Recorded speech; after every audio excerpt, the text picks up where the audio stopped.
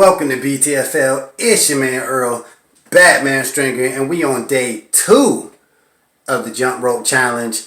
I guess I'm just breaking it up, man. I'm doing every day, even on rest days. I'll just do a quick update. But yeah, I'm making a playlist of this jump rope challenge. I'll put a link to it, the exact workout that I'm doing, so you can follow along if you want, and you can start from day 1 and follow along, get motivated, whatever, let you know I'm really doing this. All right, so let's go into day 2, which is 75 jumps.